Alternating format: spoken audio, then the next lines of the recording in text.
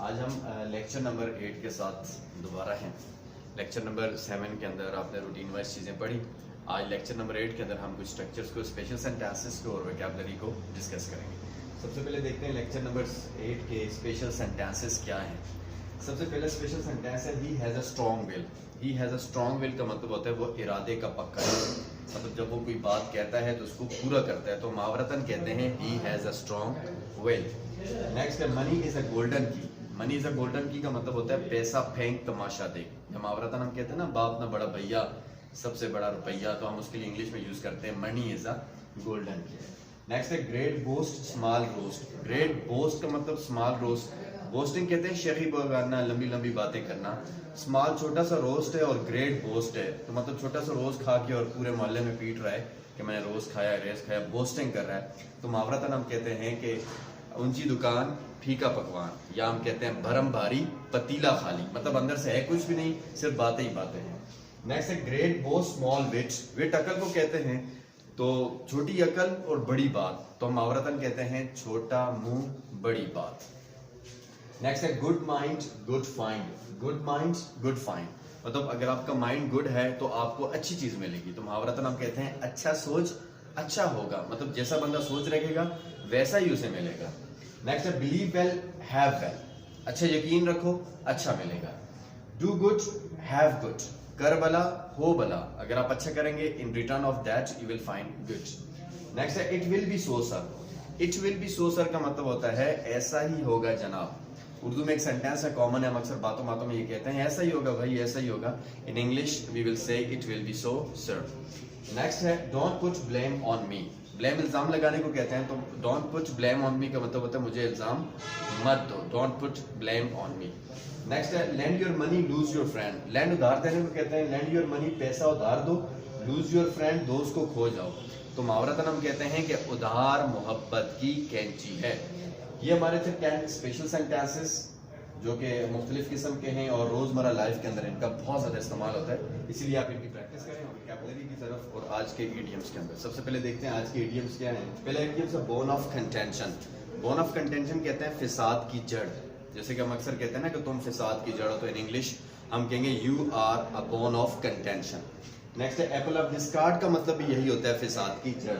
Safe and sound का मतलब होता है खैर और आफियत। I always pray for your safe and sound.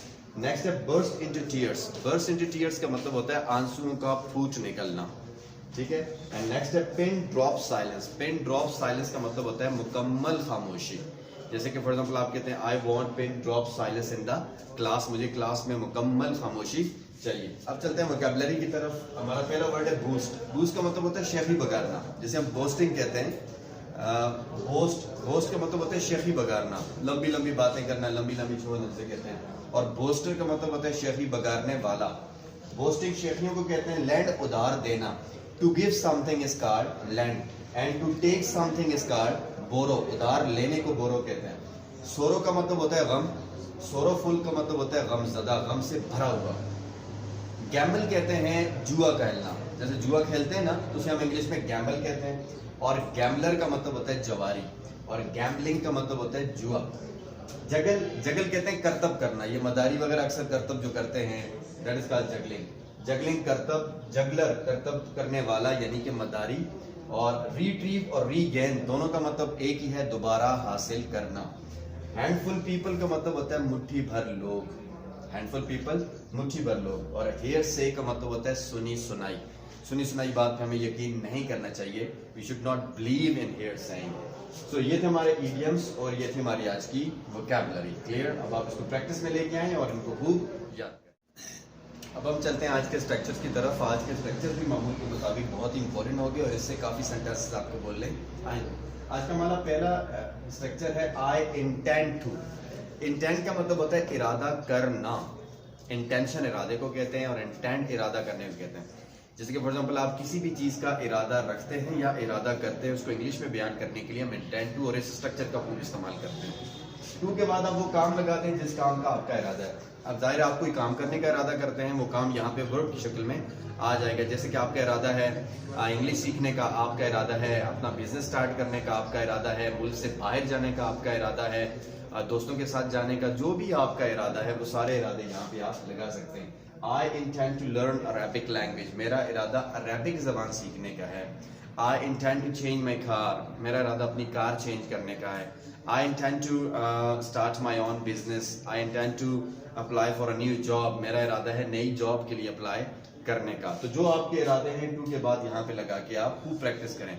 आप ऐसा करें, पहले अपने इरादों की लिस्ट बनाएं, जो जो आपके इरादे हैं, फिर उनको इंग्लिश में लाजमी बयान करें ताकि ये आपकी जबान का हिस्सा बन जाए। कल आपसे कोई पूछे भाई अपने कोई इरादे बताओ, so over there you should be not hesitating to tell your all that chances. Clear?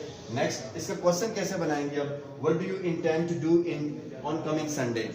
आप कमिंग संडे को क्या करने का इरादा है? Where do you intend to go for shopping? Okay, where do you intend to take admission for learning English? Okay, which language do you intend to learn? Which dress do you intend to wear on your brother's marriage party?